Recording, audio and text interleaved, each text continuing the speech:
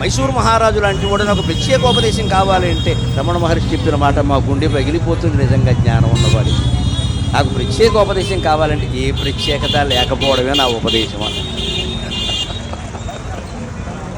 నువ్వు ప్రత్యేకోపదేశం అంటే ఉంటాయి, ప్రత్యేకత ఉంటేనే కదా నేను చెబుతున్నది. అందుకే మనం దేవాంతకులం అండి, మహానుభావులు మర్చాలి.